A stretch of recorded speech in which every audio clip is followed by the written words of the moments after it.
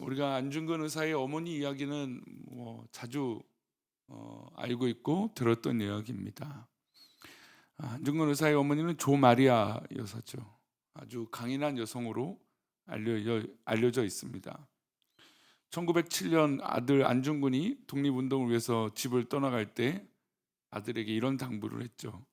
남자답게 당당하게 집안일은 걱정하지 말고 나라를 위해서, 대의를 위해서 싸워라. 아주 강하게 당부를 했습니다. 남자답게 당당하게 집안일을 걱정하지 말라. 그리고 대의를 위해서 싸워라. 아들은 어머니의 당부를 가슴에 새기고 독립운동을 나갔습니다. 그리고 1909년에 안중근 의사는 일제의 우두머리 이토 히로부미를 저격하게 되고 그 자리에서 즉시 체포를 당하게 됩니다. 그리고 감옥에 들어가죠.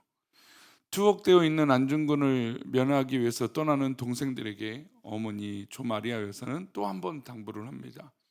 사형이 확정되면 일제에게 항소하지 말라. 항소하는 것은 일제의 목숨을 구걸하는 것이다. 남자답게 나라를 위해서, 대의를 위해서 당당하게 받아들여라. 죽음을 받아들이라는 얘기죠. 안중근은 어머니의 뜻대로 사형이 확정된 후에 항소하지 않았습니다. 어머니는 아들의 형이 확정된 후에 직접 수의를 지어서 인편에 보냅니다. 그리고 아들은 어머니의 손길이 묻은 수의를 입고 마지막을 맞이하게 되죠. 어머니는 아들의 옥에 있는 곳에 한 번도 면회하지 않았습니다. 조 마리아 여사는 강인한 어머니처럼 보이지만 그렇다고 정말 이 어머니의 마음이 그렇게 대의를 위하여 목숨을 걸어라 라고 하는 그 표현 가운데 그냥 그 마음이 편안했을까요? 그런 대의만 생각했기에 그럴 어머니가 어디 있겠습니까? 독립운동을 위해서 길 떠나는 아들에게 그렇게 말할 수밖에 없었던 어머니의 심정은 아마 가슴이 찢어졌을 것입니다. 그리고 나라 잃은 슬픔은 온 사람들이 동일했을 것이고 그 중에 조마리 여사는 아들이 그 나라를 위해서 또 대의를 위해서 사는 것을 사명으로 또 그것을 기대했던 겁니다. 형이 확정된 후에 대의를 위해서 죽으라고 말하는 어머니의 심정, 그리고 아들의 수의를 직접 지어서 인편에 보내면서 단 한 번도 면회하지 않았던 어머니의 마음은 어땠을까요? 만약 조마리아 여사가 아들을 직접 면회했다면 지금까지 가져왔던 마음을 가질 수 있었을까요? 아마 아들을 봤으면 어떻게든 항소하고 어떻게든 살고 어떻게든 이 마음을 가졌을 겁니다. 자식을 앞에 두고 그런 마음을 안 가질 부모가 어디 있겠어요. 게다가 고문을 당했겠죠. 처처해진 아들의 모습을 보며 얼마나 가슴이 찢어졌을까요? 그러나 한 번도 면회 가지 않으면서 그 마음을 다시 잡은 것을 이 모습을 통해서 알 수 있습니다. 십자가를 지고 죽음의 길을 가는 아들을 바라보는 예수님의 어머니 마리아도 우리가 이제 너무 천주교나 이런 경우들이 너무 신격화, 우상화를 해서 이것이 이제 마리아의 심정을 우리가 좀 이해하지 못하는 경우들이 있는데 어쨌든 마리아는 예수님의 어머니고 예수님도 마리아를 어머니라 육체의 어머니라 분명히 불렀고 그 요한에게 자신의 어머니 마리아를 맡기면서 이제부터 사도 요한이 당신의 아들입니다라고 요한에게 어떤 이 아들의 역할을 당부했던 그런 유언도 우리가 볼 때 예수님 역시 완벽한 아들이셨고 어머니도 마리아도 역시 예수님을 그렇게 여기셨던 거죠. 어머니의 심정, 아들이 죽어가는 모습, 절규하는 모습을 본 어머니의 이 마리아의 모습은 어땠을까요? 오늘 본문은 그 어머니 마음을 잘 표현하고 있습니다. 아들이 재판받는 과정, 아들을 십자가에 못 박으라고 외치는 군중의 소리를 그 마리아 어머니는 다 듣습니다. 15절과 16절인데요. 함께 다시 읽어볼까요? 그들이 소리 지르되 없이 하소서 없이 하소서 그를 십자가에 못 박게 하소서. 빌라도가 이르되 내가 너희 왕을 십자가에 못 박으랴. 대제사장들이 대답하되 가이사 외에는 우리에게 왕이 없나이다니 이에 예수를 십자가에 못 박도록 그들에게 넘겨주니라. 사람들이 몰려들었습니다. 빌라도가 재판하는 그곳에 모든 사람들과 예수님을 못 박으라는 사람들이 소리를 지르고 있습니다. 마치 이곳이 소요가 일어나고 쿠데타가 일어나는 것처럼 정말 이 소요가 엄청 클까봐 빌라도는 두려움이 있을 정도로 이스라엘 사람들이 예수님을 못 박으라고 모여들었죠. 없이하소서 없이하소서란 말은 이게 좀 너무 구어인데, 이 말은 없애버리세요, 없애버리세요, 없어버리소서. 그러니까 예수님을 없애버려라, 죽여라 얘기를 하고 있는 겁니다. 이제 이 이야기를 지금 이 제자들과 특별히 마리아, 예수님의 어머니가 그 이야기를 듣고 있습니다. 그러면서 이들이 하는 얘기가 빌라도에게 말을 합니다. 내가 너희 왕, 그러니까 너희 왕은 누구입니까? 이 예수님을 십자가에 못 박으랴. 근데 이 사람은 그 죄가 없었으니까, 그러니까 빌라도가 이 사람을 못 박으랴, 십자가에 죽이게 없애버릴까 이 얘기를 하니까 대장들이 가이사, 즉 로마의 황제 말고는 우리에게 왕이 없다, 그렇게 말하면서 이 제사장들이 이 빌라도의 질문에 대답을 하는 것이었습니다. 아주 웃기는 이 상황이었죠. 그런데 빌라도는 이 사람들이 몰려져 있는 이 아우성과 소리 지름에 더 이상 감당할 수 없음을 보고 죄 없으신 예수님을 그들에게 넘겨주면서 십자가의 처형을 언도하게 됩니다. 빌라도는 재판관의 역할을 했기 때문에 빌라도가 이 언도를 한 순간부터 사실은 보통 집행을 하게 되면 바로 집행을 하지 않죠. 어떤 일정 시간이 필요하고 또 과정이 필요한데, 예수님의 죽음은 다른 죽음과 또 달랐어요. 이 재판이 언도되고 나서부터 사형 집행이 바로 됐던 거죠. 그러니까 이거는 어떻게 보면 모든 이 비리와 거짓말들을 숨기려고 하는 일사천리로 움직이는 그런 거잖아요. 막 뭔가 거짓말이 들통나면 빨리빨리 뭔가 처리하고 없애버릴 것처럼 하는 것처럼, 지금 예수님을 죽이려고 하는 이 의도가 모두 다 이 제자들과 어떤 바리새인들, 또 예수님을 못 박으려고 했던 그 주도했던 그들의 이 거짓들이었기 때문에 그것이 들통나면 안 되니까 죽음의 이 십자가의 언도도 빨리 진행하는 거죠. 왜냐하면 뒤탈을 없애려고. 그래서 그렇게 진행이 됩니다. 누가 봐도 이 재판은 문제가 있고 사형 집행도 문제가 있는 것이었습니다. 하지만 인간들의 잘못을 감추고 또 예수님의 십자가를 지게 하기 위해서 이 인간들은 그렇게 빌라도에게 달려들었던 것이죠. 결국 예수님이 십자가에 못 박게 언도가 되고 집행이 됩니다.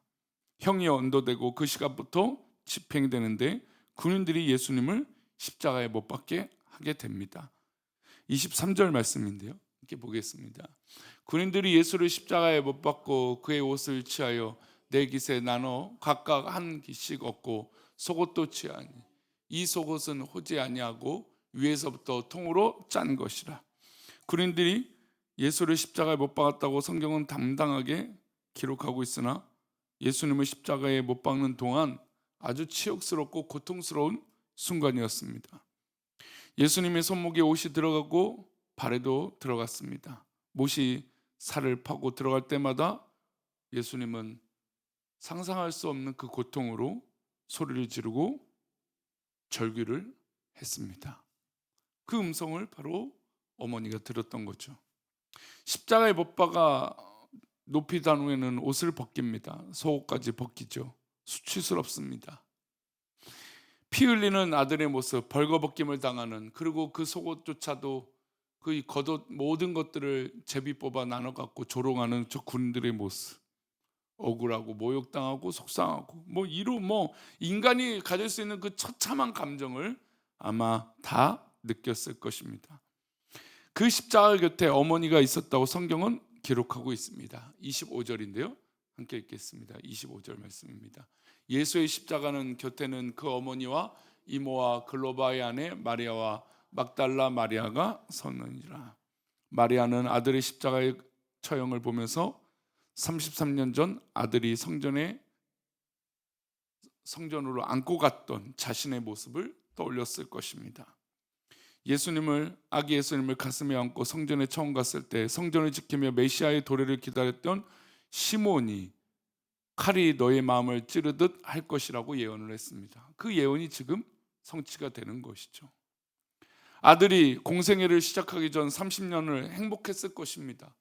하나님의 아들이신 예수님이 이 땅에 태어났을 것이고 그 성령으로 잉태된 아들을 30년 동안 가정과 함께 지내면서 얼마나 행복한 시간들을 보냈을까요? 그리고 아마 예수님도 그 삶을 다해서 최선을 다해서 부모에게 효도를 하고 함께 했을 것입니다. 그러나 공생애가 시작되고 3년은 정말 칼이 늘 이 어머니 마리아의 마음에 계속 찔렸을 겁니다. 왜냐하면 사람들에게 막 인기를 얻고 기적을 베푸고 할수록 예수님은 결국 십자가의 길을 더욱더 가까이 가고 있는 것이었기 때문이죠. 십자가는 칼이 그녀의 마음을 찌르는 고통의 절정이었습니다. 이 감정을 또 어디서 우리 성경에서 볼 수 있을까요? 아브라함이지 않았을까요? 아브라함이 하나님께서 100세 때 얻은 아들을 모리아 땅에 있는 산에 가서 아들을 바치라라고 했을 때 어떤 반박과 어떤 핑계와 어떤 이야기를 하지 않고 그저 하나님 말씀에 순종하고 아들과 또 불피울 것들을 챙겨서 그 여정을 떠나게 됩니다. 우리가 알다시피 모리아 땅에 있는 산이 바로 어느 산입니까? 예루살렘 시온산이죠. 아브라함이 이 길을 어떻게 보면 예포한 삶을 이삭의 죽음을 통해서 이삭을 바치려고 했던 그 삶의 모습을 통해서 알 수 있는 것이죠. 이 땅에 모리아 땅에 있는 산에 도착하자 묵묵하게 아들과 함께 그 산에 올라갑니다. 아들은 이해할 수 없겠죠. 왜냐면 제사로 예배하러 가자고 해놓고 예물도 없고 재물도 없고, 근데 결국 이삭도 아마 그 상황을 눈치챘을 것입니다. 아버지가 보통과는 달랐을 거니까. 아브라함이 칼을 든 순간 하나님께서 긴급하게 막으셨습니다. 근데 하나님께서 막으셨지만 아브라함의 의도는 진심인 것을 하나님이 아셨죠. 그러면 아들을 향해서 칼을 든 아버지는 그 마음이 편했을까요? 그렇지 않죠. 마리아도 마찬가지고 아브라함도 마찬가지고 이 일 과정을 어떻게 그렇게 견딜 수 있을까? 어떻게 그렇게 헌신할 수 있을까? 어떻게 그렇게 그 상황들을 받아들일 수 있을까? 우리 인간을 이해할 수 없는 거죠. 우리 감정으로 도저히 이해할 수 없는 것이지만 한 가지 알 수 있는 건 이것은 누구의 뜻인가요? 하나님의 뜻이죠. 하나님의 뜻이기에 마리아의 몸을 통해서 예수님이 이 땅에 오신 것이고 하나님의 계획이기에 십자가에 지고 계시는 겁니다.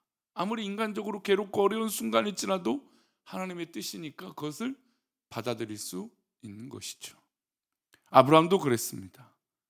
이삭을 바치려고 하는 그 순간 이것이 하나님의 말씀이기 때문에 도무지 우리의 머리로 계산할 수 있는 것이 아님에도 불구하고 하나님의 말씀이기에 뜻이기에 그것을 순종했던 것입니다. 이처럼 오늘 우리도 아브라함과 마리아를 기억하면서 하나님께서 우리에게 주신 우리 자녀들, 우리 환경들을 한번 떠올려 볼 필요가 있습니다. 우리 자녀들은 결국 내 것이 아니라 하나님께서 맡겨주신 선물이죠. 그러니 하나님의 뜻대로 하실 것이고 하나님의 인도하심대로 자녀들을 키우고 길러내야 될 것입니다.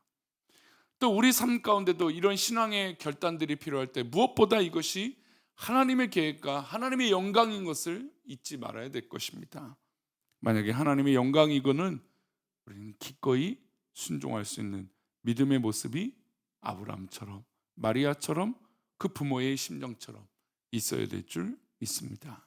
하나님의 계획대로 하나님의 뜻대로 된다는 그 놀라운 은혜를 기억하며 이 고난주간 오늘 특별히 이 수요일 하루를 살아가는 저와 여러분 되시기를 축원합니다. 기도합니다. 하나님 아버지, 4월 첫날에 이 고난주간을 보내며 여러 가지 생각과 마음이 들지만 주님께서 이 생각 가운데 하나님의 뜻이라면 하나님의 영광의 그 길이라면 우리가 무엇보다 그 말씀에 그 뜻에 순응하고 순종하여 또 하나님의 뜻 가운데 거하는 우리들이 되어질 수 있도록 하나님 복을 내려 주옵소서.